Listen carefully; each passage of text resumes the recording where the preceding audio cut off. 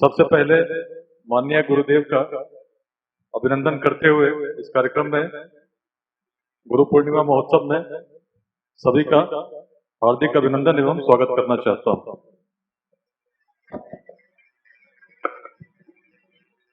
भारतवर्ष में इस कार्यक्रम का बहुत महत्व रहा है अति प्राचीनतम काल से। भारत को जब समझते हैं हम लोग तो भारत केवल एक भूमि का टुकड़ा नहीं है, ऐसी अवधारणा हमारे पूर्वजों की रही है।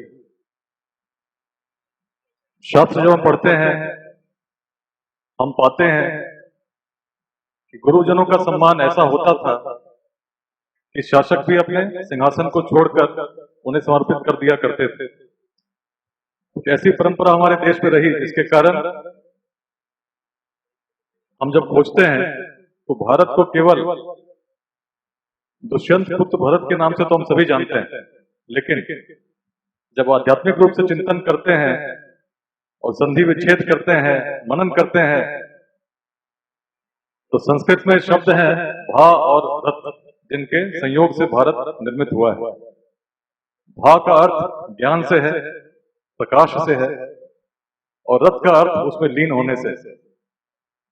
तो जो ऐसी भूमि जो ज्ञान के प्रकाश में लीन हो, उसमें स्वाभाविक है कि जो सबसे सम्मानित होगा वो गुरु ही होगा। और इसी कारण से जब शासकों के सामने भी गुरु उपस्थित होते थे तो इतिहास बताता है, शास्त्र बताते हैं कि कितना महत्व था, और आज भी उस महत्व को परंपरा चली आ रही है। तो मेरा परम सौभाग्य है कि ऐसे कार्यक्रम में उद्घाटनकर्ता के रूप में उपस्थित होने का सौभाग्य मिला। गुरु वह है जो सत्य का दर्शन कराता है। गुरु वह है जो जीवन में सार्थकता लाता है। प्राचीन काल से ही हर मानव का स्वरूप भिन्न प्रकार का रहता है। आमतौर पर जब चिंतन करते हैं तो एक मानव को जब हम देखते हैं तो हमें लगता है कि जो सामने घटित हो रहा है शायद यही सच है। जब सोते हैं, सुसुप्ति में लीन रहते हैं तो लगता है एक विचार शून्य स्थिति, उसी में जो स्वप्न आता है तो आपको लगता है कि वही सच है। बहुत सारे भ्रम में हम जीते रहते हैं जब तक गुरु का सानिध्य प्राप्त नहीं होता है। और भारत में प्राचीनतम काल से जब हम दर्शन को देखते हैं तो गुरु और शिष्य का संवाद उपनिषदों में मिलता है। उपनिषद का अर्थ है समीप बैठना, और गुरु के समीप बैठने से ही ज्ञान की प्राप्ति होने का उल्लेख हमें मिलता है। एक पुरानी कहानी याद आ रही है, एक पुरानी कथा है। राजा जनक को आप सब लोग जानते होंगे, आप सबने सुना होगा। मिथिला के नरेश थे राजा जनक, अपने समय के बहुत ही तत्वदर्शी सम्राट।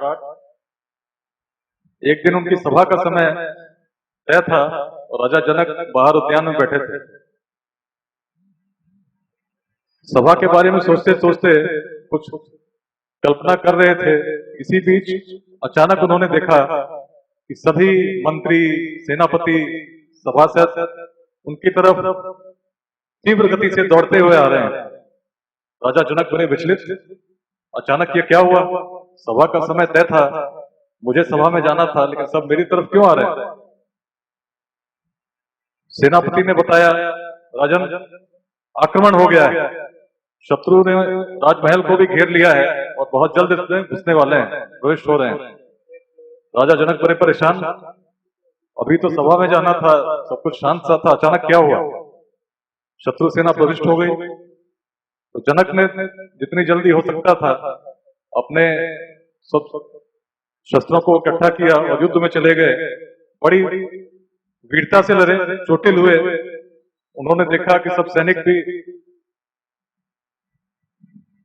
मरते जा रहे हैं, सेनापति भी हताहत हो चुके हैं, और जो स्थिति है उनके विपरीत जाती हुई देखते देखते उन्हें बंदी बना लिया गया। जनक बड़े विचलित, शत्रु का अहंकार, शत्रु ने उन्हें राज्य से निष्कासित कर दिया, और जनक बड़े परेशान कि अचानक क्या हुआ, मैं चोटिल हो गया, इतना सब कुछ चल रहा था।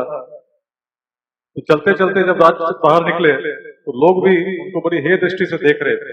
एक हारा हुआ राजा जिसके बारे में शत्रु ने ऐसी घोषणा कर रखी थी कि जो भी इनको सहयोग करेगा वो राज्य का शत्रु माना जाएगा। तो इस परिस्थिति में जब निकलते निकलते काफी दूर पहुंचे तो एक जगह अन्न बट रहा था, बहुत भूखे थे। उस भूख की अवस्था में एक पंक्ति में काफी लोगों को जब उन्होंने खड़े देखा तो वे भी उस पंक्ति में लग गए। पहुंचते पहुंचते जब भोजन के पास पहुंचे तो भोजन के कुछ ही कण बचे थे। उन कणों को जब उनको प्रस्तुत किया गया एक पात्र में तो बड़ी थकावट के साथ उसको ग्रहण करना चाहते थे। इसी क्रम में एक पक्षी ऊपर से उड़ता हुआ आया और उसने पात्र को नष्ट कर दिया। जनक बड़े विचलित, तत्वदर्शी राजा थे, बहुत चिंतन में रत हो गए, चिंतित हो गए, क्या हो गया, अचानक इतना परिवर्तन कैसे आ गया।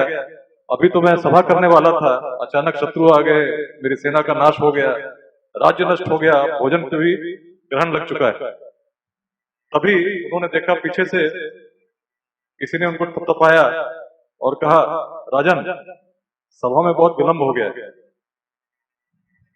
अचानक जनक की नींद खुली, उन्हें एहसास हुआ कि जो ये सब चल रहा था ये स्वप्न था, ये स्वप्न ही था जिसमें इतना कुछ व्यतीत हो गया। मैं तो यही था, सभा शुरू होने वाली थी।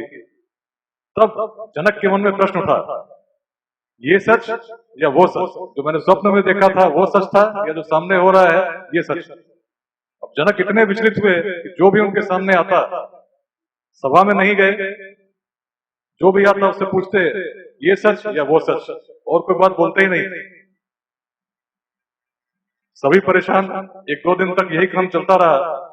उसी बीच में गुरु रूप में अष्टावक्र मुनि का आगमन हुआ। महर्षि अष्टावक्र जब आए, उन्होंने भी स्थिति को भांपा और जब उन्होंने देखा क्या बात है तो जनक ने उनसे भी प्रश्न किया, ये सच या वो सच। तो अष्टावक्र ने कहा, जनक न ये सच न वो सच, जनक तुम ही सच। बात समझाने के लिए जो गुरु का दर्शन है अष्टावक्र के रूप में उस समय उनको मिला और बहुत ही अच्छा विवरण हमें मिलता है। जब आदमी के रूप को हम देखते हैं, जो सामने में बोल रहा हूं आप सुन रहे हैं, ये सच लगता है। जब सपने में रहते हैं वो सच लगता है, और जब हम सोए रहते हैं, विचार शून्यता की स्थिति में रहते हैं, वो कुछ नहीं लगता है। लेकिन सच इन सबसे परे होते हुए भी इन्हीं के मध्य है, और सच हमारे अंदर है। जैसा अभी कह रहे थे, दिव्य ज्योति को हमने जलाया, दिव्य प्रकाश अपने अंदर है। मांडुक्य उपनिषद में एक मंत्र श्लोक में इसी को तुर्यम कहा गया है। तो जो तीन स्वरूप थे उससे जो चतुर्थ स्वरूप है, चतुर्यम से तुर्यम है, वो तुर्यम सबके अंदर उस प्रकार है जैसे मोतियों के बीच में जो माला बनती है उसके बीच में धागा रहता है। मौजूदगी का एहसास लोगों को नहीं होता, लोग मोती को देखते हैं। गुरु का जीवन में आने से उस अंतर तत्व को हमको जानने का अवसर मिलता है जो राजा जनक को मिला।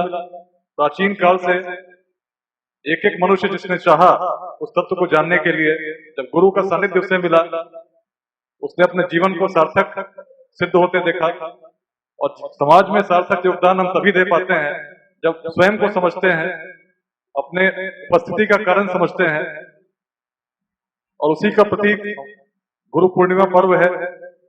अपने गुरु के प्रति, जिस गुरु ने हमें ज्ञान दिया, दृष्टि दी, उसके प्रति अपने समर्पण को व्यक्त करने का। तो परम पूज्य गुरुदेव का पुनः अभिनंदन करते हुए मैं सभी को इस प्राचीन भारतीय महापर्व की शुभकामनाएं देना चाहूंगा तथा प्रार्थना करूंगा कि सभी के लिए निश्चित रूप से महोत्सव कल्याणकारी सिद्ध हो,